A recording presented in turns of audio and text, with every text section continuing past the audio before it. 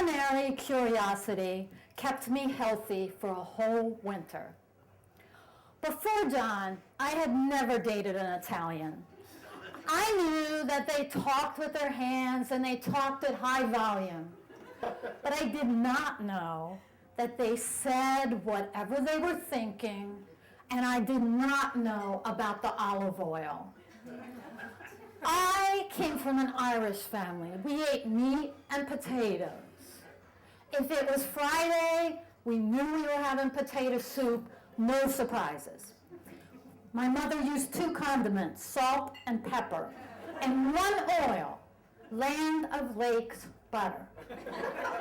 If we had something uncomplimentary to say, we didn't say it. If you can't say something nice, don't say anything at all.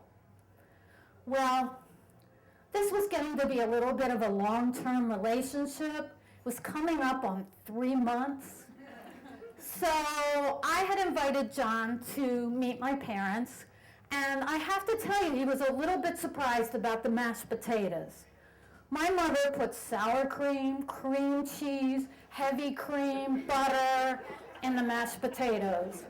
And then we had beans, and they had mushroom soup and crunchy stuff on top. And he said something about they usually had oil on their beans, which really perplexed me. And I had him come to my house 76 miles away, and I fixed him dumplings, and pretty soon I noticed that he was losing quite a bit of weight and had not a good appetite at all. So I told him, I said, you know, I'm starting to hear some stories about your family, and in my head I'm thinking, I don't think they live by the same rules we do. He had told me this story about his parents' store on Union and Darlington, and his dad would give credit to anybody that needed it, and his mom was like totally against that. And I think she'd thrown a few cans at him on tomato soup or something just to make her point. So anyway, I finagled until John invited me to his house for dinner. And we walked in, and I really had high hopes for the night. And he introduced me, and his dad kind of patted me on the back and looked good. And his mom looked me up and down and said, Johnny, you've been married twice. You brought 3 girls home in the last year, and none of them were anything to write home about, and I really do not have my hopes up for this one. So I kind of looked at John for support, but he was off in the kitchen tasting something. So I sort of fluffed my self-esteem back up and plopped down at the table, and I didn't recognize anything. So I sort of nudged John, and he said, antipasta. And I was like, oh my God, that sounds like a foot fungus powder or something. What the hell is that marbled meat on there? And I thought olives were green. These are black. Do you eat it with your hands? All this is going through my head.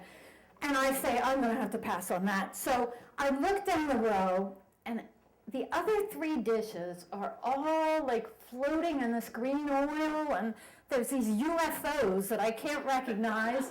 But I look at the mother, and she's sort of staring at me, so I thought, I got to get started here.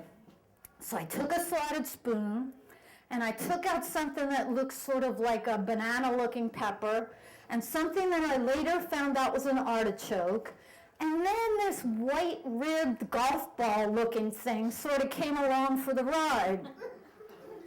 So I decided I need to get rid of that thing first.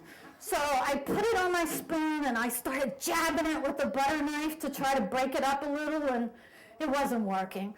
So I decided that I had to put that thing in my mouth and get rid of it. So I did, and I put it in there, and I started chewing, and it was like husky, like maybe a cow should be eating it, not a person.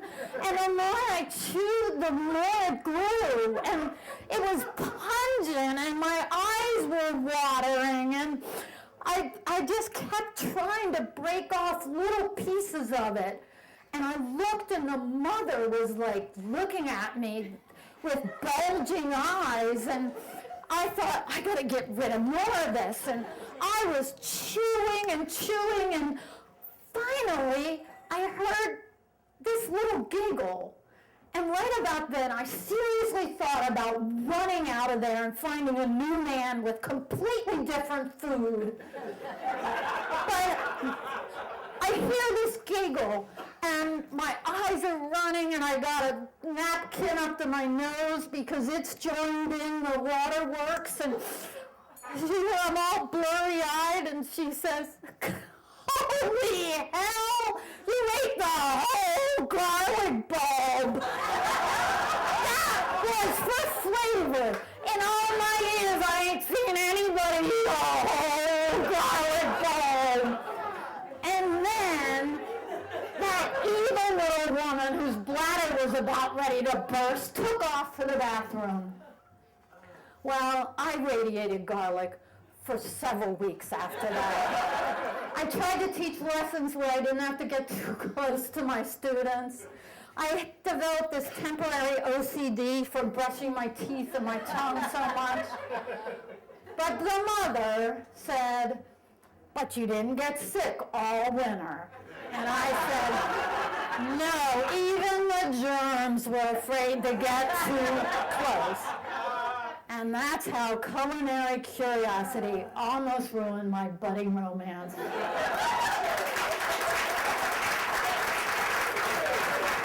Diane, everybody.